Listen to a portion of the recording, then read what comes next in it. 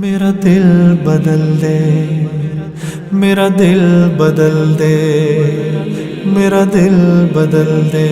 کہ حضور صلی اللہ علیہ وسلم نے ارشاد فرمایا کہ قیامت کے دن ابن آدم کا قدم اپنی جگہ سے تب تک نہیں اٹھ سکے گا جب تک 5 سوالوں کا جواب نہیں دے گا۔ اس کے قدم زمین پکڑ لے گی، جگڑ لے گی اس کو، وہ آگے جانا چاہے گا، قدم نہیں اٹھا سکے گا۔ پہلے اس سے پوچھا جائے گا 5 سوالات کے جواب دو، اس کے بعد تمہیں کلیئر کیا جائے گا۔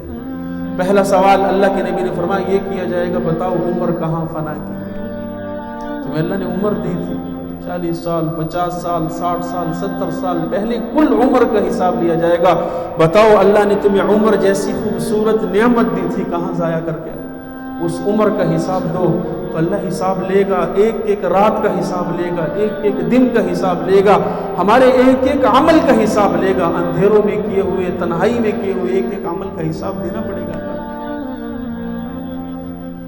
آج جب ہم دائیں بائیں دیکھیں کہتے ہیں نا کوئی نہیں دیکھ رہا، کر لو، اللہ اس کا حساب لے گا، پوچھے گا، اپنے سامنے کھڑا کرے گا۔ ثم لتسألن یومئذ عن النعیم۔ پہلا سوال یہ ہوگا، اللہ کریں گے بتاؤ عمر کہاں صرف کر کے آئے؟ عمر کا مجھے حساب دو، جوانی کا حساب دو، بڑھاپے کا حساب دو، بچپن کا حساب، ایک ایک چیز کا حساب دیا جائے۔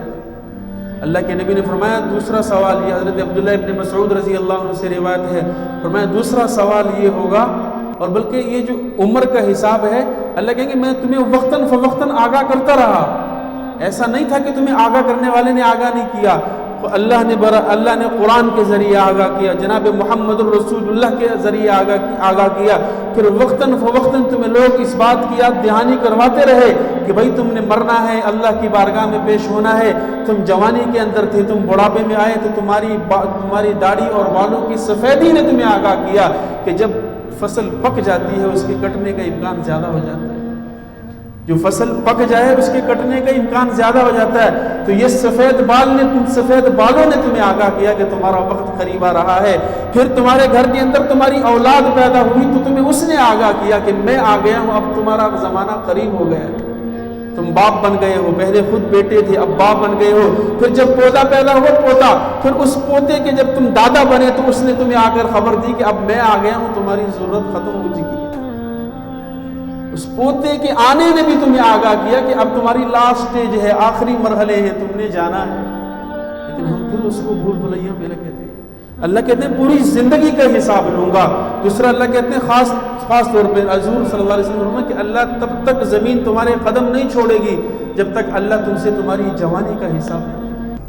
ایک ساری زندگی کا حساب ہے، ایک خاص طور پر جوانی کا حساب لیا جائے گا کہ بتاؤ جوانی کہاں صرف کر کے آئے ہو، جوانی کہاں خرچ کر کے آئے ہو، جوانی کے اندر کون سے اعمال کر کے آئے ہو۔ جوانی کے اندر انسان کے پاس قوت ہوتی ہے، طاقت ہوتی ہے، تو اللہ خصوصی طور پر اس کا حساب لے گا۔ اور بڑھاپے کے اندر ویسے ہی انسان کے اعضاء کمزور ہو جاتے ہیں، انسان کے جو ہے وہ اس کا رجحان جو ہے وہ بڑھ جاتا ہے دین کی طرف، موت کی طرف۔ لیکن جوانی ایسی چیز ہے کہ اس کے اندر اللہ اور اس کے رسول کا حکم بڑے کم لوگ اس کو تسلیم کرتے ہیں۔ تو اللہ خصوصی طور پر جوان آدمی کی جوانی کا حساب لے گا۔ تیسرا حضور صلی اللہ علیہ وسلم نے فرمایا کہ تیسرا حساب یہ ہوگا کہ اس سے پوچھا جائے گا بتاؤ مال کہاں سے کمایا تھا، اور چوتھا مال کہاں پہ خرچ کیا تھا۔ یہ 2 حساب ضرور لیے جائیں گے، مال جو زندگی کے اندر تم نے کمایا تھا وہ مال کہاں سے کمایا تھا، اور مال کس جگہ پہ خرچ کیا تھا۔ آج ہمارا ملک جو ہے وہ جس جہنم کے اندر جل رہا ہے، ہر طرف بد امنی ہے، ہر طرف پریشانیاں ہیں، ہر طرف جو ہے وہ ظالم حکمران مسلط ہیں، ہر مسکین فقیر جو ہے وہ ہر مسلمان پریشان ہے۔ یہ کیوں ہو رہا ہے کہ آج ہم نے صرف مال جمع کرنا شروع کر دیا ہے، اور یہ فکر چھوڑ دی ہے کہ حلال آ رہا ہے حرام آ رہا ہے، بس مال جمع کرو۔ جب یہ چیز امت کے اندر پیدا ہوگی تو پھر امت پر ایسی پریشانی آئے گی۔ آج ہر انسان کی اس کوشش کے اندر ہے بس میرے پاس مال بڑھ جائے، وہ یہ نہیں دیکھ رہا کہ یہ جو بڑھ رہا ہے یہ حرام سے بڑھ رہا ہے، حلال سے بڑھ رہا ہے۔ تو اللہ کہتے ہیں میں تم سے حساب لوں گا مال جمع کیسے کیا تھا، مال کن کن راستوں سے تمہارے پاس آیا تھا، اور جو جمع شدہ مال ہے وہ خرچ کہاں کہاں کیا تھا، حلال جگہ پہ خرچ کیا تھا، حرام جگہ پہ خرچ کیا تھا۔ اور آخری بات رسول اللہ نے فرمایا 5 نصیحتیں کی تھی، تم سے تمہاری عمر کا حساب لے گا، جوانی کا حساب لے گا، مال کہاں خرچ کیا وہاں کا حساب لے گا، مال کہاں کمایا وہاں کا حساب لے گا، اور تم نے اپنے علم پر کتنا عمل کیا تھا اللہ اس کا حساب لے گا۔ بعض حضرات کہتے ہیں کہ یہ خاص علماء کے ساتھ ہے، لیکن یہ تمام لوگوں کے لیے عام ہے۔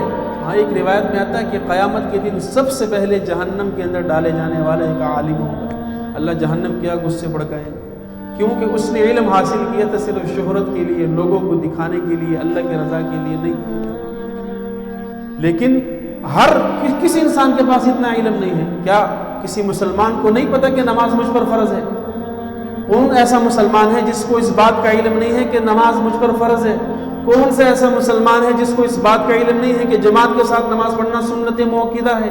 کون سا ایسا مسلمان ہے جس کو اس بات کا علم نہیں ہے کہ روزہ مجھ پر فرض ہے، زکوٰۃ مجھ پر فرض ہے، زنا سے بچنا مجھ پر فرض ہے، شراب کا نہ پینا مجھ پر فرض ہے؟